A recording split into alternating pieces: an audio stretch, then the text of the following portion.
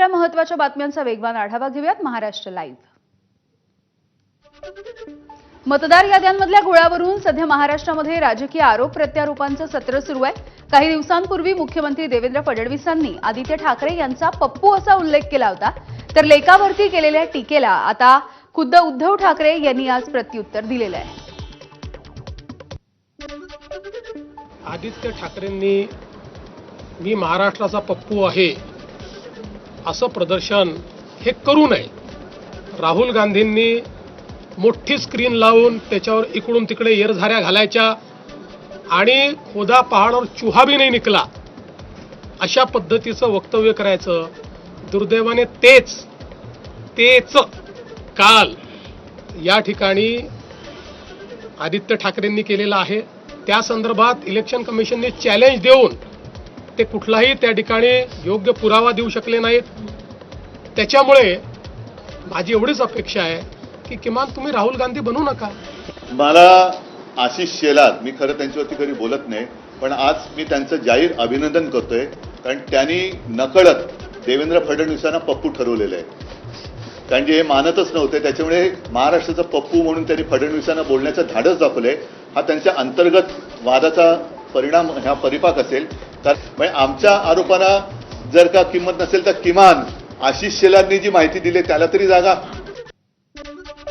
महाविकास आघाडी आणि मनसेनं काढलेल्या सत्याच्या मोर्चामध्ये दुबार मतदारांवरून आयोग आणि भाजपवरती टीकेची झोड उठवण्यात आली. याचवरून आता भाजपनं देखील लाव रे तो व्हिडिओ हे राबवलंय. राज ठाकरेंना हिंदूच दुबार मतदार दिसतायत का असा परखड सवाल आशिष शेलार यांनी विचारला. यासोबतच शेलार यांनी कर्जत, जामखेड, कल्याण ग्रामीण, डोंबिवली, मुरबाड, भिवंडी या मतदारसंघामधल्या दुबार मतदारांवरून काही गंभीर आरोपही केलेले आहेत. राज ठाकरेजी दुबार मतदार केवळ तुम्हाला मराठी माणूसच दिसतोय? दुबार मतदार तुम्हाला केवळ हिंदू माणूसच दिसतोय? सरळ मिळेल तिकडे फटकवा हे उद्धवजी ठाकरे यांची भूमिका या भूमिपुत्रांच्या विरोधातली दिसते.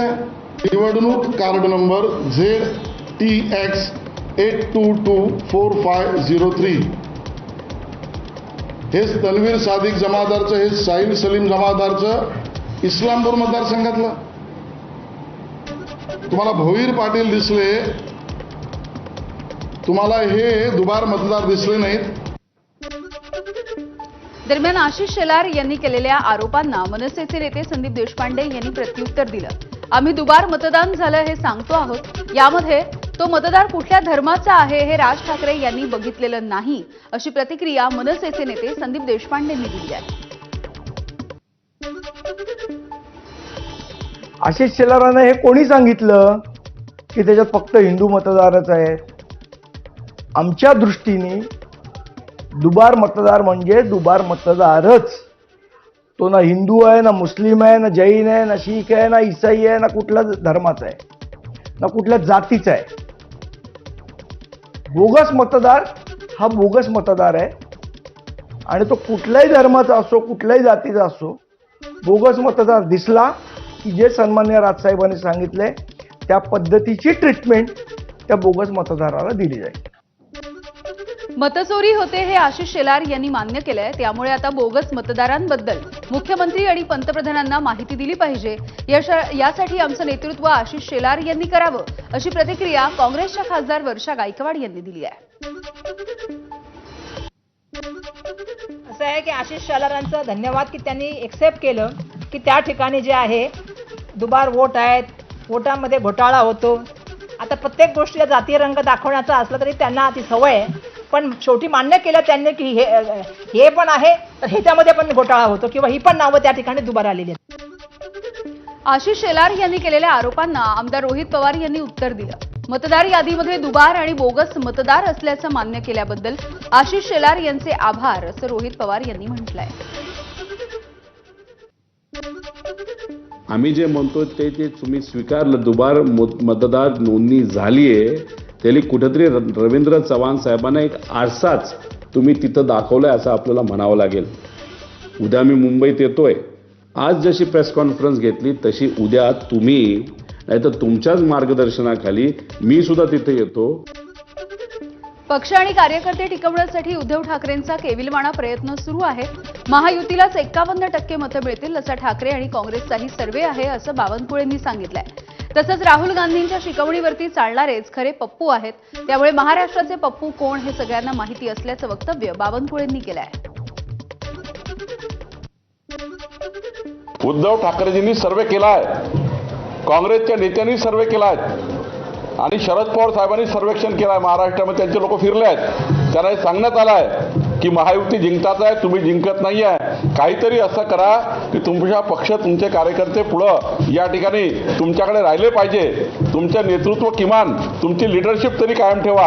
आतापासून लोकांना सांगणं चालू करा मतदार चुकीच्या आहे, मतदार बिघडल्या आहेत आणि त्यामुळं त्या आपलं वर्चस्व, आपली लिडरशिप कायम करण्याकरता हे लोक काम करतात. उद्धव ठाकरे स्वतःच राहुल गांधीच्या भूमिकेमध्ये आहे. मागे आदित्य ठाकरेजींनी राहुल गांधीचा पाळा वाचला.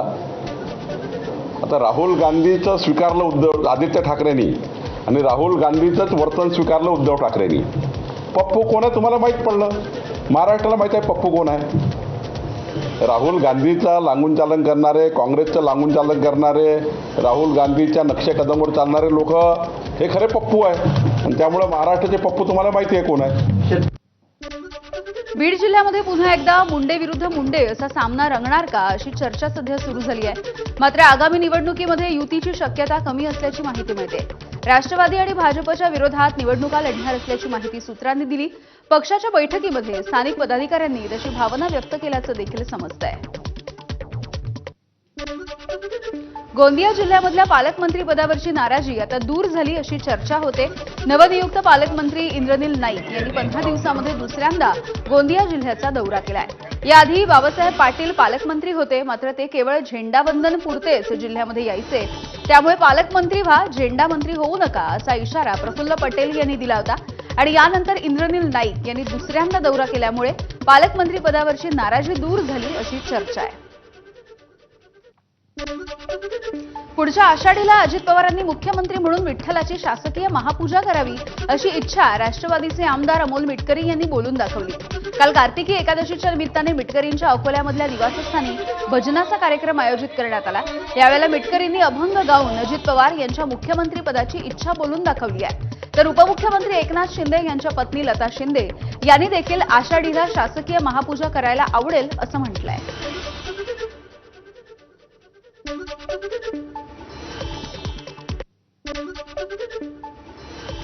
पुढच्या आषाढी एकादशीच्या पुढच्या निवडणुकीनंतर राज्याचे मुख्यमंत्री अजितदादा पवार होत आणि त्यांनी आषाढीची पांडुरंगाची सपत्नीक पूजा ही पंढरीला करो या अशी प्रार्थना आम्ही जगद्गुरू तुकोबारायांच्या चरणी, आज पांडुरंगा चरणी केलेली आहे आणि ती मी नेहमी करत आलोय. पण माझ्या प्रार्थनेला लवकरच यश येईल अशी मला शाश्वती. हिवाळी अधिवेशनामध्ये सरकारची धिंड काढेन असं म्हणत आमदार रोहित पवार यांनी सरकारला इशारा दिलाय.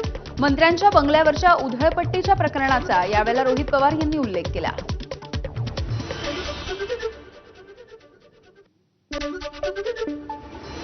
नागपूरमध्ये हिवाळी अधिवेशनासाठी एका मंत्र्याच्या बंगल्यासाठी 1,04,00,000 रुपयांचा अंदाजित खर्च असल्याचं सार्वजनिक बांधकाम विभागानं म्हटलंय.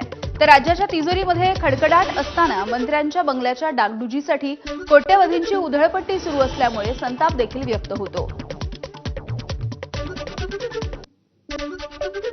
मागाठाण्याचे आमदार प्रकाश सुर्वे यांनी वादग्रस्त वक्तव्य केलंय. मराठी ही माझी आई आहे तर उत्तर भारत ही माझी मावशी आहे असं वक्तव्य प्रकाश सुर्वेंनी केलंय. एक वेळ आई मेली तरी चालेल पण मावशी जगली पाहिजे असं देखील सुर्वे म्हणाले. उत्तर भारतीय मतांसाठी प्रकाश सुर्वे यांनी वादग्रस्त वक्तव्य केल्यामुळे नागरिकांमध्ये संतापाची लाट आहे.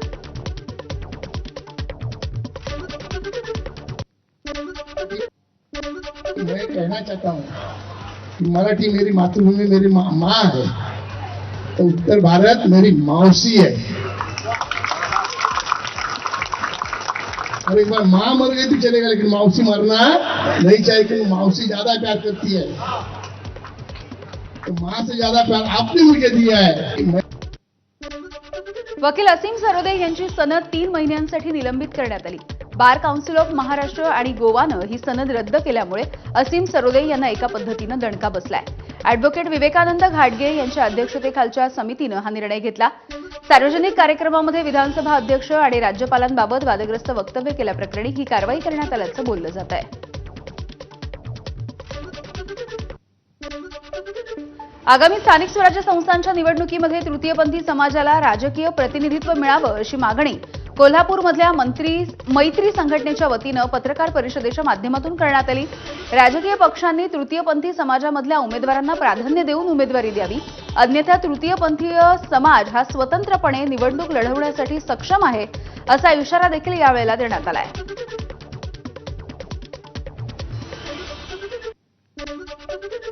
उद्धव ठाकरे येत्या 5 तारखेपासून मराठवाड्याच्या दौऱ्यावरती आहेत आणि या दौऱ्यामध्ये ते शेतकऱ्यांसोबत संवाद साधतील. तर आज उद्धव ठाकरेंनी पत्रकार परिषद घेऊन शेतकऱ्यांच्या मुद्द्यावरून महायुती सरकारवरती निशाणा साधला. तसंच मतदार यादीमधल्या घोळावरून उद्धव ठाकरेंनी निवडणूक आयोगावरती निशाणा साधलाय.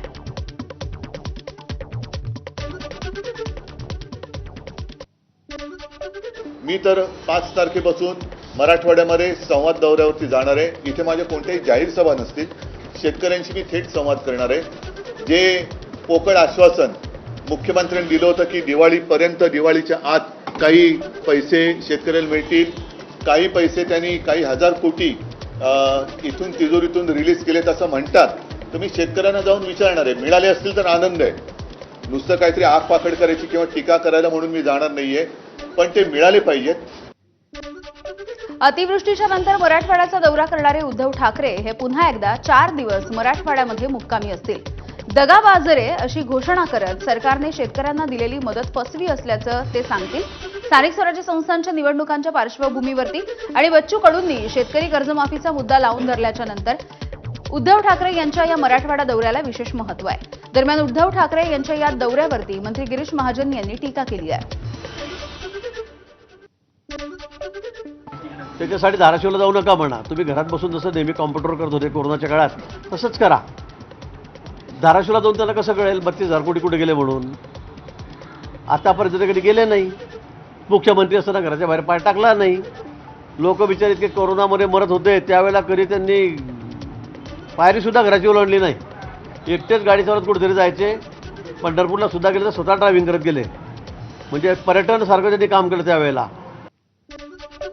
फलटणमधल्या महिला डॉक्टर आत्महत्येच्या प्रकरणावरून आक्रमक होत सुषमा अंधारे यांनी आज ठिय्या आंदोलन केलंय. पोलीस तपासावरती प्रश्न उपस्थित करत अंधारेंनी काही गंभीर आरोप केले. आरोपी पोलिसांना वाचवलं जात आहे असं म्हणत अंधारेंनी तपासावरती संशय व्यक्त केलाय. यासोबतच मृत महिला डॉक्टरच्या चारित्र्यावरती शिंतोडे उडवले जात असल्याचा आरोपही त्यांनी केला. यावरून अंधारेंनी जयकुमार गोरे आणि रुपाली चाकणकर यांच्यावर निशाणा साधलाय.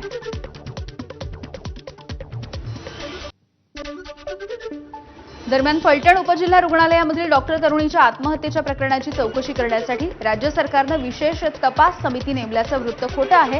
राज्य सरकारने या प्रकरणामध्ये केवळ देखरेख करण्यासाठी आयपीएस अधिकारी तेजस्वी सातपुते यांची नेमणूक केली आहे असा आरोप देखील सुषमा अंधारेंनी केला. SIT म्हणजे स्पेशल इन्व्हेस्टिगेशन टीम, म्हणजे विशेष तपास पथक, म्हणजे एकापेक्षा जास्त अधिकारी, एकाच अधिकाऱ्याने स्वतःच्या एकट्याच्या मूडने काम करू नये म्हणून मग विशेष तपास पथक कुठे आहे? तर दुसरीकडे शरद पवार यांच्या राष्ट्रवादीच्या खासदार सुप्रिया सुळे यांनी बीडच्या कबडगाव बुद्रुक या गावामध्ये जाऊन आत्महत्या केलेल्या डॉक्टर महिलेच्या कुटुंबियांची सांत्वनपर भेट घेतली आहे. या प्रकरणामध्ये SITची स्थापना करावी, मुख्यमंत्र्यांनी कुणालाही क्लीन चिट देऊ नये अशी मागणी सुप्रिया सुळेंनी केली आहे. साधारणपणे वर्तमानपत्रात जे येत आहे किंवा चॅनल्सवर तुम्ही दाखवतायत कुठेतरी हे प्रकरण दाबायची अशी एक भावना लोकांच्या मनात आली आणि त्यांच्या कुटुंबाच्या बोलण्यातही आली. जेव्हा मी ऑर्डर पाहिली त्या ऑर्डरमध्ये माझ्या कुटुंबानी मला असं सांगितलं की ती फुल फ्लेज्ड SIT नाही असा एक समज झालेला आहे. महिला डॉक्टर आत्महत्या प्रकरणामध्ये आरोप सुरू असताना माजी खासदार रणजितसिंह नाईक निंबाळकर यांची आज संध्याकाळी 6 वाजता एक सभा होणार आहे. फलटणच्या गजानन चौकामध्ये ही सभा आयोजित करण्यात आली आहे. या सभेच्या माध्यमातून रणजितसिंह नाईक निंबाळकर त्यांच्यावरती होत असलेल्या आरोपांविषयी उत्तर देतील. फलटणमध्ये घडलेली घटना न शोभणारी असल्याची प्रतिक्रिया रामराजे नाईक निंबाळकर यांनी दिली. तसंच प्रल्हाद साळुंखेला हिसका दाखवल्याशिवाय तो गप्प बसणार नाही. षडयंत्रामध्ये माझा सहभाग असेल तर माझं नाव घेऊनच दाखवा असा इशारा देखील निंबाळकरांनी दिला आहे. एवढं घाबरायचं कार्यकर्त्यांनी रामराजांनी केलं. आता तो प्रल्हाद कुठला जोडी, त्याला मी आधीच सांगितलं होतं की माझ्या नादाला लागू नको. आता त्याला हिसका दाखवल्याशिवाय मी राहीन का? मला तुम्ही सांगा, काय माझं नाव घ्यायचं, काय संबंध आहे माझं नाव घ्यायचं? थोडासा तरी सांगण्यावर भाई, हे सांगणारच षडयंत्र असेल मग तुम्हीच घ्या ना, हिंमत असली तर नाव. फलटणमधल्या डॉक्टर महिला प्रकरणामध्ये महिला आयोगाच्या अध्यक्षा रुपाली चाकणकर यांच्या विरोधामध्ये विरोधकांसोबतच सत्ताधारी देखील आता आक्रमक झालेत. राष्ट्रवादी पक्षाच्या रुपाली ठोंबरेंनी तर अख्खं रान पेटवलं. चाकणकर यांनी राजीनामा द्यावा या मागणीसाठी पुण्यामध्ये आंदोलन झालंय. अशातच आपल्यावरती होणाऱ्या आरोपांवर सविस्तर प्रतिक्रिया देणार आणि येत्या 2 ते 3 दिवसांमध्ये भूमिका मांडणार अशी प्रतिक्रिया रुपाली चाकणकर यांनी दिली. म्हणजे आयोगाच्या चुकीच्या वक्तव्यामुळे एकतर पक्षही बदनाम झाला आणि महाराष्ट्रातली जनता सुद्धा नाराज झाली. परंतु राज्य आयोग महिला हे एक स्वतंत्र आहे, त्यांचे निर्णय त्यांचे असतात. त्यांचं मत म्हणजे राष्ट्रवादी काँग्रेस पक्षाचं मत नाही. त्याच्यामुळे ज्या अध्यक्षा चुकलेल्या आहेत, चुकीला माफी नाही, त्यांनी राजीनामा दिला पाहिजे. थोडंसं एक बाईट, कॉमन बाईट तरी द्या ना. अरे 2-3 दिवसात देते, एकदम सविस्तर देते. तर फलटणमधल्या महिला डॉक्टर आत्महत्येच्या प्रकरणी आज राज्यभरामधील डॉक्टरांच्या विविध संघटनांनी काम बंद आंदोलन पुकारलंय. माडच्या सोबतच IMA आणि अस्मी माड या सर्व डॉक्टरांच्या संघटना आंदोलनामध्ये सहभागी झाल्यात. मुंबई, कोल्हापूर, छत्रपती संभाजीनगरमध्ये डॉक्टरांचं आंदोलन पार पडलं. यावेळेला महिला डॉक्टर आत्महत्या प्रकरणामध्ये सखोल आणि योग्य दिशेनं चौकशीच्या मागणीसाठी आणि डॉक्टरांच्या सुरक्षिततेच्या दृष्टिकोनातून उपाययोजना कराव्यात या मागणीसाठी आज हे काम बंद आंदोलन पुकारण्यात आलंय. महिला डॉक्टर आत्महत्या प्रकरणाचा तपास योग्य दिशेनं होत नसल्याचा आरोपही डॉक्टरांच्या संघटनांनी केलाय. याशिवाय डॉक्टरांच्या सुरक्षिततेचा मुद्दा पुन्हा एकदा उपस्थित झाला आहे.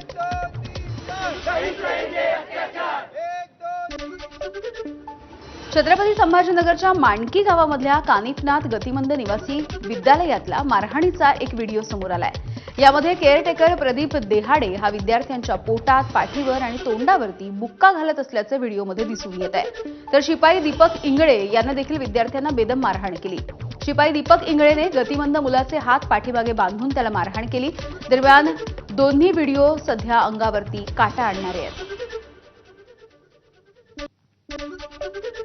हे अशा दिव्यांग विद्यार्थ्याला ह्या अमानुषपणे मारहाण झालेली हे मला सहन झालं नाही. मी तात्काळ याची दखल घेत मी माननीय तुकारामजी मुंडे सचिव साहेब जे आहेत त्यांना तक्रार केली.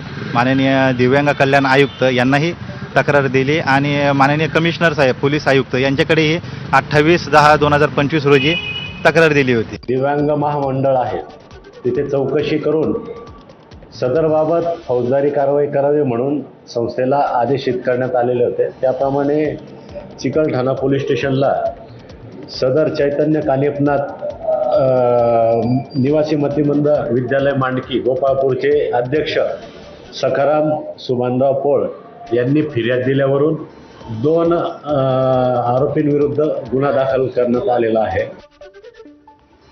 दरम्यान या शाळेची मान्यता रद्द करण्यात येईल असं मंत्री अतुल सावे यांनी म्हटलं. तसंच भाजपचा संस्थाचालक असेल तरी देखील कारवाई करणार अशी प्रतिक्रिया अतुल सावेंनी दिली आहे. तर कारवाई त्यांचा रिपोर्ट आल्यावर आमच्याकडे जे काय आमच्या कानून आम्ही म्हणजे उद्या गरज पडली तर आम्ही त्यांच्यावर क्रिमिनल गुन्हाही दाखल करू किंवा त्यांची मान्यता रद्द करू. माझ्यासमोर मी मंत्री झाल्यावर माझ्यासमोर पहिल्यांदा आले त्याच्यामुळे कठोर कारवाई करण्यात येईल. यस, कठोर कारवाई. बरं, तो संस्था चालक जो आहे तो भाजपाचा पदाधिकारी असं कोणी असलं तरी आम्ही कोणाचीही गैर करत नाही हे तुम्हाला माहिती आहे. दरम्यान एबीपी माझानं लावून धरलेल्या या बातमीची दखल गृहराज्यमंत्री पंकज भोयर यांनी देखील घेतली. या प्रकरणी चौकशीचे आदेश भोयर यांनी दिलेले आहेत. तसंच दोषींवरती कडक कारवाई करणार असल्याचं आश्वासन देखील त्यांनी दिलं आहे.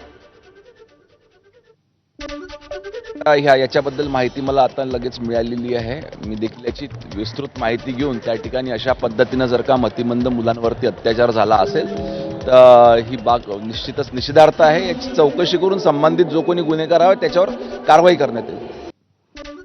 दरम्यान या संपूर्ण प्रकरणावरती काँग्रेसचे नेते विजय वडेट्टीवार यांनी देखील प्रतिक्रिया दिली. संभाजीनगरमधली ही घटना गंभीर आहे. मारहाणीची घटना पुन्हा घडणार नाही याची खबरदारी सरकारनं घ्यावी असं वडेट्टीवार म्हणाले. आश्रमशाळा हे मुलांच्या भविष्यासाठी आहे की भविष्य त्यातल्या त्यात मतिमंद, आणि त्यामुळं या संदर्भात अशा घटना घडतात, वारंवार घडतात, त्या घटनांची पुनरावृत्ती होते. अशा वेळेस आपण गांभीर्यानं या संदर्भात लक्ष घातलं पाहिजे. पुन्हा दुसऱ्यांदा अशी घटना होणार नाही आणि आरोपीवर कडक कारवाई केली पाहिजे. आणि यानंतर बुलेटिनमध्ये अगदी छोटासा ब्रेक. बघत रहा एबीपी माझा.